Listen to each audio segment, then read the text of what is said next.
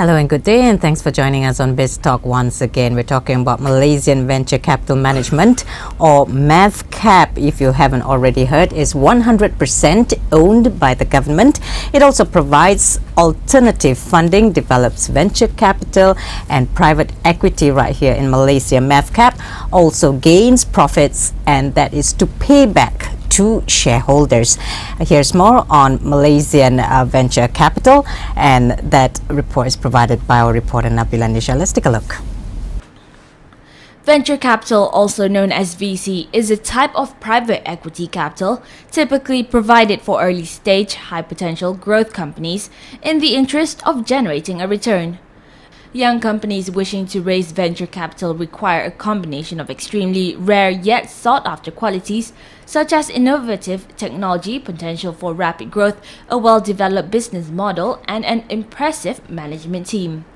By definition, VCs also take a role in managing entrepreneurial companies at an early stage, thus adding skills as well as capital, thereby differentiating VC from buyout private equity, which typically invest in companies with proven revenue. It is also typical for venture capital investors to back companies in high technology industries such as biotechnology and ICT, information and communication technology. However, VCs were only made popular by its founding firm, American Research and Development Corporation, ARDC, which was established by George Doriot, the father of venture capitalism, who was also a former dean of Harvard Business School. ARDC encouraged private sector investments in businesses run by soldiers who were returning from World War II. ARDC is credited with the first major venture capital success story when its 1957 investment of $70,000 in Digital Equipment Corporation (DEC) would be valued at over $355 million after the company's initial public offering in 1968, representing a return of over 1,200 times on its investment and an annualized return of 101%. Former employees of ARDC went on and established several prominent venture capital firms, including Greylock Partners, Holland Ventures, and many more. It didn't take long for the Vanderbilts, Whitneys, Rockefellers, and Warburgs to follow suit, and it's a no-brainer why VCs in Malaysia was a necessary growth. Thank you so much, Nabila. And joining me in the studio, I have great honor to welcome Encik Husni Salleh, CEO of MAVCAP, or Malaysian Venture Capital Management. Welcome, Encik Husni. It's a pleasure to be here. And thank you so much for making time to come to our studios. thank you. Okay, Encik Husni, we've just watched that package, just a bit of a small background about MAVCAP, but in your own words, tell us, what is MAVCAP's mandate here in the country? MAVCAP basically is a government arm to develop the venture capital industry in Malaysia. We have three objectives that we will achieve. Basically, we want to provide venture capital funds to the high technology companies in Malaysia. The second mandate is to develop the venture capital and private equity industry here in Malaysia, and as well as to be a profitable venture capital company where we are responsible to provide returns and also to pay back, like you said earlier, to pay back the government the money that we owe them, because we are given almost a 1 billion ringgit allocation from the government. We are running it in concurrent through our outsourced partners, as well as MAVCAP internal program as well. So what criteria do you adopt in capital management? Can you explain further on that? Okay, first, in managing a fund, we have to, first of all, although we are targeting returns at the end of the day, we have to manage the risk of investment. Risk of investments come from many aspects, many angles. It comes from the market, the products, the technology, the management, the people, and all that. So the evaluation will involve a lot of things, including the capability of the management, which is a central focus of the evaluation itself. Because we do not want to back weak management. We want to back somebody who are passionate enough, who've got the skill set to carry through the business. As a venture capitalist, we are also a shareholder. We are. You sit on the board. We sit. We have people who sit on the board of the companies. We have people who sometimes sits on the management committee of companies as well. And although we are minority stakeholder, shareholder in the companies that we invest in, but we play very active roles. We have a lot of because a lot of companies that we invest in early stage companies, in startup, in early expansion stage and all that. A whole lot of hand-holding of efforts need to be carried out in order to safeguard our risk as an investment as an investor, as well as to make sure that the direction of the companies and also the management are in line with the objective when we put money in the companies. Now, speaking of criteria, how much has that changed in the back of the downturn that we have experienced so far? Well, in the downturn, we are looking at more of the timing of market, basically, because a lot of during the good times, 10 years ago, the whole lot of dot-coms companies, they were a sort of trend where everybody were creating their own e-commerce website, portals and stuff like that. And that the investment were basically we're looking at who's going to be the winners, because too many of them are coming around, and we have to pick the right winners at the time. And so as of now, because we have been experiencing a downturn in the market for the last couple of years since the US had its financial crisis, and we are looking at the who's going to emerge as a winner from now moving forward, because a whole lot of companies going to be affected. It has been affected already. So we're picking, our selection process is getting tighter and tighter in a sense, in order to pick the good winners, make sure that we don't have, companies that's not going to survive, and what sort of value-adding efforts that we have to do on our side to ensure that the company is captures the market that it's supposed to. So when you fund a company, that is through how many stages of funding would that be? We have done so far, I think the most number of rounds of fundings is about 3 rounds so far. I think the once, and when we put in the company, right, and this is probably will take the company through 1.5 years of development. Okay. And then we will see whether the company is meeting the milestones that we've set for them. If they have, then companies will continue to need to raise money, to raise funds from external money, especially when they're growing, to ensure that they have enough funds to develop the products, the markets, and all that. So sometimes we look at the second round of funding with different kinds of milestones moving forward.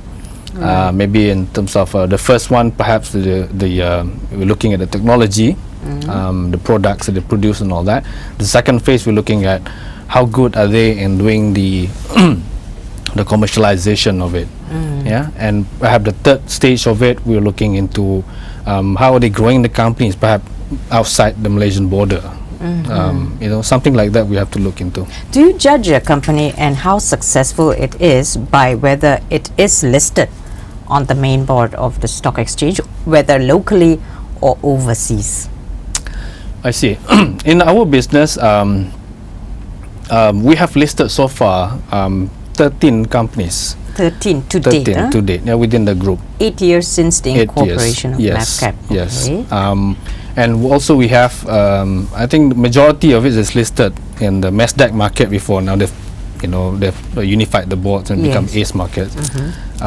We have made some returns on the market, but it's not a lot, because since the last couple of years, the market has actually turned quite bad. I mean, in terms of listing process and the performance of the companies. Many IPOs. Yes. So I think moving forward, we hope that local market, stock market, be able to to support more of these small and medium scale companies going listing. And at the same time, there are companies within our group as well that are looking of listing in other markets as well. To us, it does not matter, because so long as the business, the spillover effect and all that is actually been captured in Malaysia. So do you look at these 13 companies which have invested successfully, and they are now listed on the stock exchange, whether locally or abroad? Abroad, how many, Cik Husni? We have, if I'm not mistaken, about 3 or 4 companies that have 3 been or listed 4 abroad. companies. Yeah, one we have in Jakarta, one in Australia. There are a couple in the London market, what they call market in London, stock market. Okay, Yeah. the London Stock Exchange. So how do you view this progress? Well, so I far? guess that only 13, Yeah. which has been listed so far. yeah, Yeah. 13 out of 113 companies that we've invested in, at Okay. about 10%. Well, we have invested in many, in various stages. Some companies, initially when we started MAVCAP, a lot of companies that we picked at the time was early stage companies, startup, seed, and all that. So it will take some time to mature. And how much was invested, at least for the startup capital? How much was invested? We in have these gone companies? as low as 500,000. Right. Up to? Up to about 22 million. Yeah, that's the right range of investment, depending on which stage they are in. And most of them ICT companies. Is that right? Initially, yes, we have done, I think, probably about 60-70% of our portfolio of companies now are involved in ICT. The rest, they are in the some spillover business, like from the energy, renewable energy, green technology. We have companies in the outsourcing of business.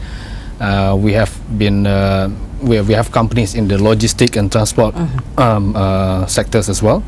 So there are quite a number, because IT is actually an enabler. We invest in companies with application that can be used in many sectors, in energy sector, the manufacturing, the even the transport, logistic, and everything else. So we have quite a number of diversified portfolio that we have, but largely we still have quite a bit of the ICT components in our portfolio. Because as of 2008, according to the portfolio breakdown, that 43%, which is the largest percentage, goes to investing in soft infrastructure and IT-related services. Any reason for this? Well, because of the technology focus investments that we do. Because the government has set up MAVCAP and also a couple of other venture capital companies owned by the government to undertake certain strategic development within the country. In the past, we have got this multimedia super corridor, we've got this ICT components, a whole lot there. Is that why MAVCAP was initially set up, to give support mainly to the multimedia super corridor? Is that right? And initially we have quite how do I say this?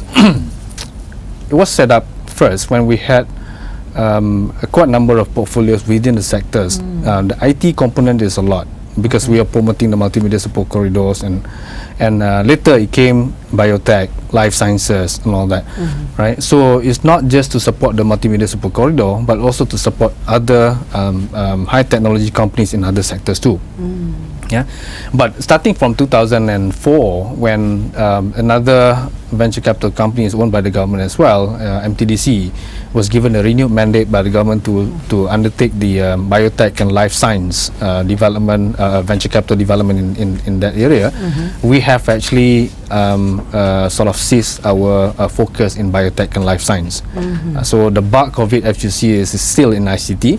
Now coming to towards the end of life of our fund, we've seen that we've learned a lot in terms of what can local ICT companies do and can't do, and how far they can go, and how much we can make money out of them, what sort of risk of business that we have to take when we put in money. I think it's about time right now we look into other emerging technologies, other emerging sectors too, such as the renewable energy, the outsourcing business. We're looking into medical technologies now. So quite a number of